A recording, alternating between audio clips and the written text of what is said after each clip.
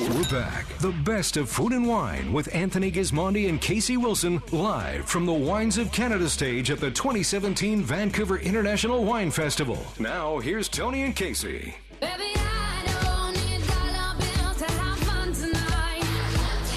Baby, I don't need dollar bills to have fun. Welcome back to the Best of Food and Wine. I'm Tony Gismondi. I'm Kasey Wilson. Saturday afternoon at the Vancouver National Wine Festival. There's only a few hours left. Tonight is sold out, by the way. It's date night, and it's almost like a gong show out there. And it's only 3 o'clock in the afternoon. But you know who likes gong shows? The Australians. Hey. Hey, and Sam Holmes joins us. He's in charge of international sales for Yalumba. He's the GM of them. Sam, there's a lot of wine markets in the world. This is a pretty decent market, I guess. It's always been a beautiful market. Yeah. It's a nice spot to visit. Yeah. Love drinking our wine. Yeah. You like the outdoors. You like good food, so it's good. It's all good. It's kind of almost like Australia, just a little cooler. Yep. When we got 45, you got minus 45, so similar. Yeah, exactly. You've been the theme country here. You're over on the other side this year. How is it? Is it nuts out on the floor? Or? It's steady. It's not quite as nuts for us 2 years ago because that's Canada's turn to celebrate their 150. But it's familiar faces, same people coming through. So it's sort of like catching up with old friends. Yeah. Well, you've got a great winery. You have a wonderful leadership. You've done so many things internationally, both importing wine, selling wine. You've got a great culture there, I guess. Yeah, I think.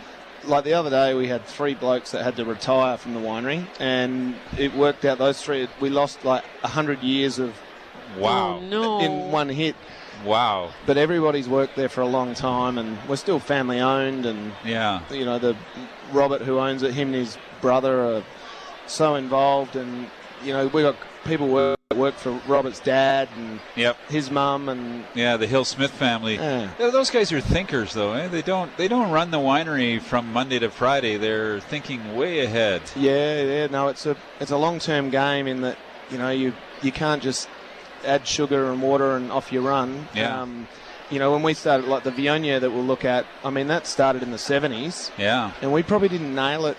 Well, it's probably only been the last 10 years we've sort of nailed it. So it's taken us 30, 40 years just to get to the point where we can say, hey, we're pretty happy with this wine. What do you make of the resurgence of Australian wine? It's kind of funny to me in some ways, but there has been quite a resurgence in North America. A lot of people writing about, you know, how great Australian wine is. But that's good, I guess. Yeah, it's like when you see a house, it's snowing outside and the fire's on, and when you're the puppy dog on the couch in front of the fire and everyone loves you, it's the warmest, loveliest spot to be. But when you're outside looking in, it's cold. We were on the outside for a while there. So we're back in the house. We're not quite on the couch, but but it's been quite successful. Yeah, we probably had a run at it where we got a bit exuberant.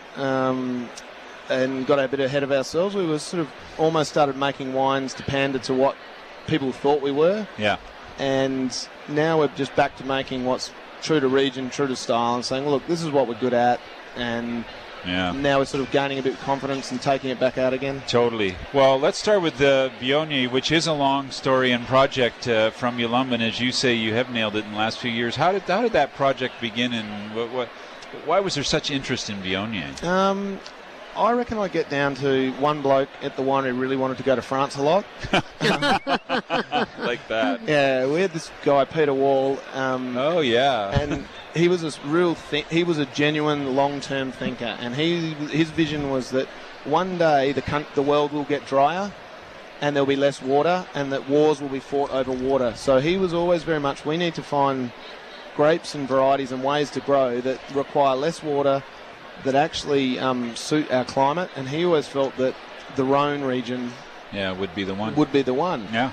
And our Grenache did well, and our Shiraz, and so he felt Viognier. So we took cuttings into our nursery in the 70s and went from there. And back then there was probably 12, 14 hectares of Viognier in the world. Yep. Wow. Like nothing left, and it's expanded from there where we're now sort of the largest Viognier guys in the world. Well, I know that we did the Viognier monologues here. That was probably 15, 20 years ago now, in the middle, and it's already proceeded now. This is such a lovely Wine the Wise series. Yep. It's elegant, it's delicious, it's not overbearing, and then it has all the characteristics of a really sophisticated Viognier too. And it's not easy to make. No, we made a lot of mistakes. I mean, and probably it took us a long while to work it out. What we were doing, someone went back over to France, and we were picking it too early. Yeah. And you can really get it very, very wrong, and we were getting it very, very wrong. And so now it can get fat and oily, and it can be a hard one to drink. But we always say now, our aim is if someone's saying, I don't like Oaky Chardonnay, I don't like Sauvignon Blanc, what do you got? We're like, we want to fit right in there. We're tasting the 2016 Y Series Viognier. By the way, of course, Australia in the other hemisphere and is 6 months ahead of us in terms of picking. So this is super fresh. Yep. An early 2016 in the market, finished in screw cap. We love that as well, and widely available for $17 in government liquor stores. You sell a bit of it in BC, I think. Eh? We do. Australia and Canada are our two biggest export markets. Funny that China's also discovered Viognier. They really like it because it does well with their food. I hate to hear that. But I wouldn't worry. I don't think they'll ever quite take all that we make. No. We'll be fine. Yeah. But they're right. It goes very well with their food. Super delicious. Thanks for bringing that along. No, that's fine. Yeah. Now you brought another wine that's kind of Rhôny too, because it's a blend of Grenache, Shiraz, and Mataro, which is an Australian name for Mourvedre, Monastrell. Monastrell. We had a Monastrell producer on yesterday. Maybe you've met Daniel Castagno. Yep. I'm not sure. Probably the reason why we call it Mataro is because we just shorten every word. You know. Yes. There's no way you can. We're too busy to say the whole word. So. Yeah. You got to have the Savo or no accents. We can't deal with that either. Nah. Yeah. Mataro. I like Mataro. I think it's a cool word. So, are you in the meetings when they come up with names like? Sometimes yes, and sometimes no. I wasn't in for this one, but the strapper. The Canadians have found some nicknames for this little fella, and tonight I might have to drop a button or two, and it'll be called the Stripper. It's a great name. Well, the reason for the name is that every person that has a winery that's got nothing better to do with their money spends it on slow horses. Right. And Robert Hill-Smith's one of those. So we've got lots of horses around. It's actually, the Barossa is renowned for one of the greatest horse studs in Australia. Yeah. And the strapper is the groomsman, the person that looks after the horse. And he holds onto that strap, doesn't he? And leads him out into the... Gives it a little, keeps the whip polished and... Yeah, exactly. But no gambling on this wine. No, we reckon we've got a pretty safe bet here on this one. Yes. But Mataro and Grenache have sort of been the workhorses of the Barossa for a long time. They used to be... When we had to go back to the mother country and send port over, that's what we made our fortifieds out of, and they're a bit unsung. We all talk about Shiraz and Cabernet. Yes. So the strapper, the groomsman's behind the scenes, sort of sending out the pretty horse, and the Grenache and the Mataro are sort of the behind the scenes making these wines look pretty. Yeah. Well, it's a lovely wine in the mouth. When you have a blend like this, I think one of the ideas is to make the wine drinkable at an earlier age, which people like because they're buying it. Usually open it about an hour after they buy it. So that's a good thing. Well, we don't have open container laws in Australia, so sometimes it doesn't quite make the hour. It doesn't quite make the hour. Yeah. Wow.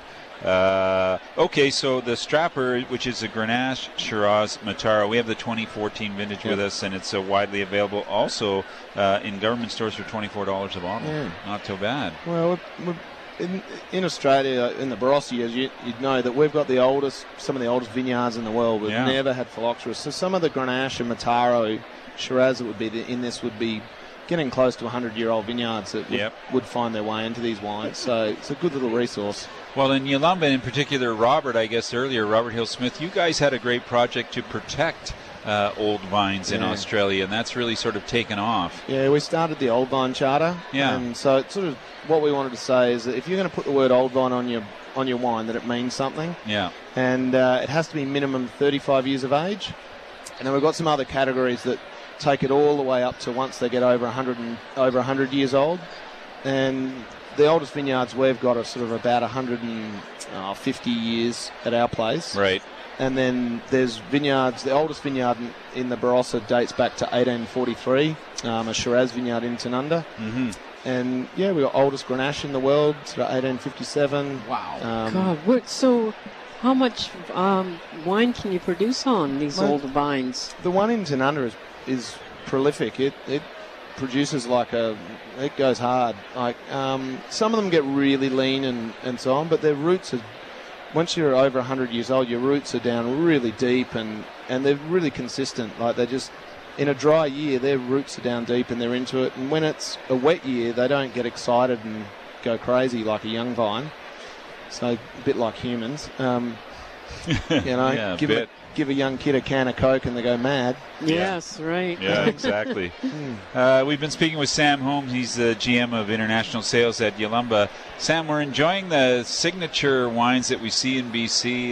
The Robert Hill Smith, I think, is it the 12? Or Yes. And then Jane Ferraro, has her wine's been in the market as well. Yep, she was the 2000 and was it 10 or 10. She was 10. Yeah, she was 10. Yep. So many great wines from Yalumba, and we hope you keep coming back to Vancouver. We'll definitely be coming back if you keep putting on mountains and ocean and beautiful. We're going to do that, and seafood. I want to read a little less about your success in the U.S. and even more about it in Canada. So you have to come back.